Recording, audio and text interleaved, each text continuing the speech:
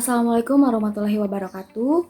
Kembali lagi di channel saya Lena Rahmawati. Kali ini kita akan membahas mengenai materi statistika untuk kelas 8 SMP. Nah, untuk yang pertama mengenai pengertian populasi dan sampel. Ada sebuah kasus yaitu Arif akan meneliti kedisiplinan siswa MTS Yogyakarta II.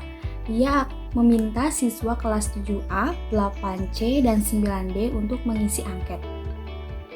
Nah, pertanyaannya adalah tentukan A populasinya dan B sampelnya. Untuk penyelesaiannya, populasinya itu adalah siswa MTS Yogyakarta II dan untuk sampelnya yaitu siswa kelas 7A, 8C, dan 9D MTS Yogyakarta II.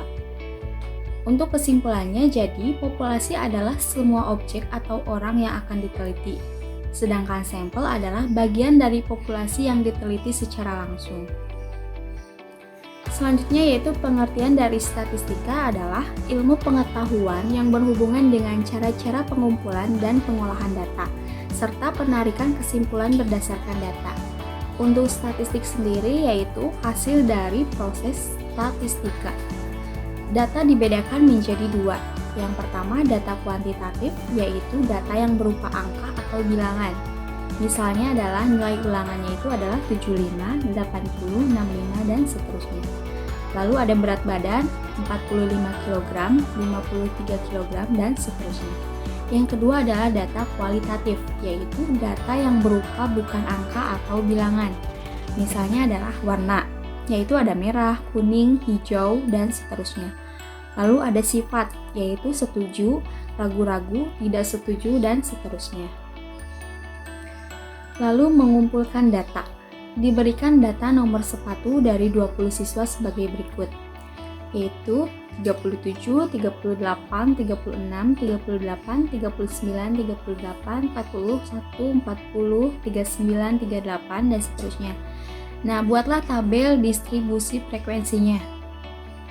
Nah, untuk nomor sepatunya kita urutkan dari yang terkecil, lalu kita hitung frekuensinya. Yang 36 itu ada 2, untuk 37 ada 2, 38 ada 7, 39 ada 5, 40 ada 3, dan untuk 41 ada 1, sehingga jumlah frekuensinya adalah 20.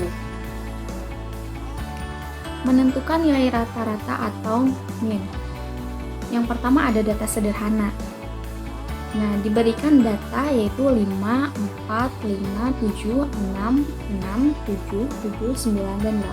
Nah, untuk rata-ratanya yaitu kita jumlahkan semua data itu lalu dibagi banyaknya data, yaitu 64 dibagi 10 sama dengan 6,4.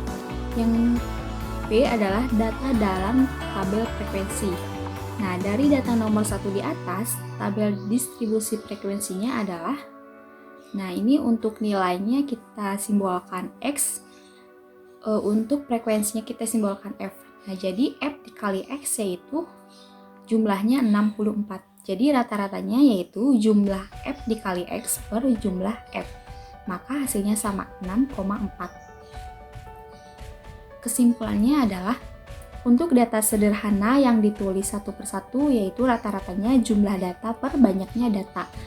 Yang kedua, untuk data dalam tabel frekuensi rata-ratanya adalah jumlah F dikali X per jumlah F. Contoh yang pertama, hitunglah nilai rata-rata dari data 7, 5, 6, 6, 8, 8, 4, dan 6. Nah, untuk rata-ratanya kita jumlahkan semua datanya lalu dibagi banyaknya data, sehingga 50 dibagi 8 sama dengan 6,25. Untuk contoh yang kedua, diberikan nilai sekelompok anak sebagai berikut.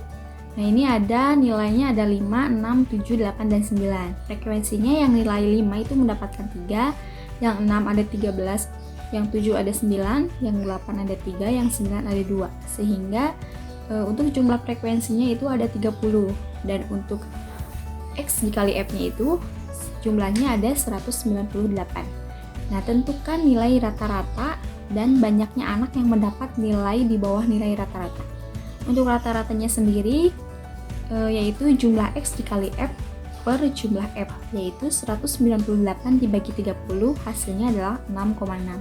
Nah, untuk banyaknya anak yang mendapat nilai di bawah rata-rata, karena rata-ratanya adalah 6,6, maka 3 ditambah 13 adalah 16 anak.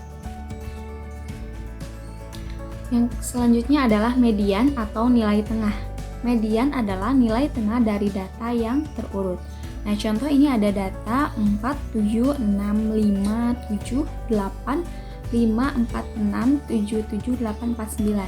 Nah, sebelumnya kita urutkan terlebih dahulu datanya sehingga menjadi 4, 4, 4, 5, 5, 6, 6, 7, 7, 7, 7, 8, 8, 9. Karena median adalah nilai tengah, maka kita bagi dua banyaknya data. Sehingga ketika dibagi dua, di sini yang di sebelah kiri ada 7 dan di sebelah kanan juga ada 7.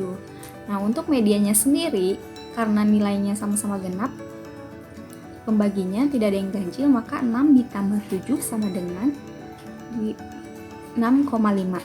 Untuk contoh yang kedua yaitu datanya seperti yang di atas kita urutkan. Nah, karena di sini ketika dibagi dua ada yang bersisa di tengah yaitu 6, maka mediannya adalah langsung 6. Selanjutnya adalah modus. Modus adalah nilai yang paling sering muncul. Contoh, diberikan sebuah data. Nah, untuk modus sendiri kita tidak perlu mengurutkannya, hanya saja kita lihat yang nilai 4 itu munculnya seberapa banyak. Di sini ada 4 muncul 3 kali, 5 muncul 2 kali, 6 muncul 2 kali, 7 muncul 4 kali, 8 muncul 2 kali, dan 9 muncul 1 kali. Nah, karena modus adalah nilai yang paling sering muncul, maka di sini modusnya adalah 7. Selanjutnya adalah untuk data dalam tabel frekuensi. Contohnya adalah median. Untuk median sendiri langkahnya, 1. Hitung jumlah frekuensinya. Yang kedua, beri nomor urut pada nilainya. Yang ketiga adalah mediannya, yaitu data nomor n tambah 1 per 2. Jika n tambah 1 per 2 sama dengan pecahan, maka diambil nomor sebelum ditambah nomor sesudahnya dibagi 2. Nah, yang keempat, median sama dengan data nomor n tambah 1 per 2 sama dengan nomor 50 ditambah 1 per 2, sehingga nomornya itu adalah 25,5. Nah, nomor 25 ditambah 26 per 2 sama dengan 6 ditambah 6 per 2 sama dengan 6. Nah, kita lihat bahwa yang di nomor 25 ditambah 26 itu karena jumlahnya adalah 25,5 dan itu ada di nilai angka 6. Nah, untuk modusnya sendiri itu 6 karena yang dinilai 6 itu frekuensinya sebanyak 18 kali.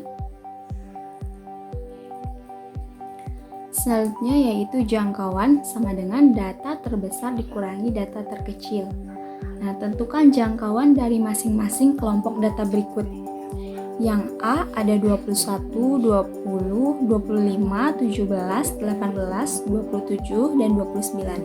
Untuk yang B ada 100, 121, 111, 124, 135, 145, 167, 181, dan 155. Nah, untuk penyelesaiannya, yang pertama, karena nilai terbesar dan nilai terkecil dari data tersebut berturut-turut adalah 29 dan 17, maka jangkauannya 29 dikurangi 17 adalah 12. Untuk yang B, data dari di atas itu diperoleh data terbesarnya adalah 181 dan untuk data terkecilnya adalah 100, maka jangkauannya adalah 181 dikurangi 100 sama dengan 81. Selanjutnya adalah kuartil. Jika sekelompok data yang telah diurutkan mulai dari yang terkecil dibagi menjadi 4 buah kelompok data yang sama banyaknya oleh 3 buah nilai tertentu yang berkaitan dengan nilai-nilai dari data tersebut, maka ketika buah nilai tersebut masing-masing dinamakan kuartil. Nilai kuartil yang terkecil disebut kuartil bawah dan diberi simbol K1. Nilai kuartil yang terbesar disebut kuartil atas, diberi simbol K3. Sedangkan kuartil yang ada di antara kuartil bawah dan kuartil atas disebut kuartil tengah dan diberi simbol K2. Untuk menentukan K1, K2, dan K3 dari sekelompok data, pertama-tama adalah urutkanlah nilai-nilai dari data itu, mulai dari yang terkecil hingga ke nilai yang terbesar. Kemudian tentukanlah K2, dan selanjutnya tentukanlah K1 dan K3 dengan membuat gambar seperti untuk menjawab soal-soal berikut. Nah, contoh, tentukan kuartil bawah, kuartil tengah, dan kuartil atas dari tiap kelompok data sebagai berikut. Untuk penyelesaiannya yang pertama, yang A, setelah nilai dari data 8, 9, 2, 4, 3, 11, dan 10 diurutkan mulai dari yang terkecil, nah tampak sebagai berikut. Jadi 2, 3, 4, 8, 9, 10, dan 11. Lalu kita ambil K2-nya, yaitu ada di 8. Selanjutnya, nah untuk menentukan K1-nya sendiri, kita bagi 2 lagi. Nah, jadi K1-nya itu ada di 3 dan untuk K3-nya ada di 10. Maka diperoleh K1 sama dengan 3, K2 sama dengan 8, dan K3 sama dengan 10. Untuk yang B, setelah nilai diurutkan dari yang terkecil, nah kita lihat bahwa ketika mencari K2 itu ternyata K2-nya ada di antara 4 dan 8. Maka untuk K2-nya sendiri kita jumlahkan 4 dan 8 dibagi 2 sehingga 6. Nah, untuk K1-nya sendiri kita bagi 2 lagi, ada di K1-nya itu ada di 3 dan untuk K3-nya itu ada di 10. Jadi diperoleh K1 sama dengan 3, K2 sama dengan 4 tambah 8 per 2 sama dengan 6 dan K3-nya adalah sama dengan 10. Yang C, setelah diurutkan dari yang terkecil, tampak ini seperti yang tadi, K2-nya itu berada di antara 6 dan 8. Dan untuk K1-nya sendiri ada di antara 3 dan 4. Dan untuk K3-nya ada di antara 9 dan 12. Nah, maka untuk K1 yaitu 3 ditambah 4 dibagi 2 sama dengan 3,5. Dan K2-nya adalah 6 ditambah 8 sama dengan 6 ditambah 8 per 2 sama dengan 7. Dan untuk K3-nya adalah 9 ditambah 12 per 2 sama dengan 10,5. Dari keterangan serta contoh-contoh di atas dapat disimpulkan bahwa untuk mencari kuartil bawah atau K1, kuartil tengah atau K2, dan kuartil atas atau K3 dari sekelompok data dapat ditempuh langkah-langkah sebagai berikut. Untuk yang pertama, urutkanlah nilai dari data itu mulai dari nilai yang terkecil. Yang kedua, tentukanlah median atau kuartil tengahnya. Baru kemudian tentukanlah K1 dan K3 sehingga data itu terbagi menjadi 4 kelompok yang sama banyaknya. Selanjutnya, jangkauan interkuartil. Nah, jangkauan interkuartil adalah selisih antara kuartil atas Q3 dengan kuartil bawah. Untuk rumusnya adalah jangkauan kuartil sama dengan kuartil atas dikurangi kuartil bawah. Nah, itu dia materi mengenai statistika. Semoga bermanfaat untuk kalian semua. Terima kasih. Wassalamualaikum warahmatullahi wabarakatuh.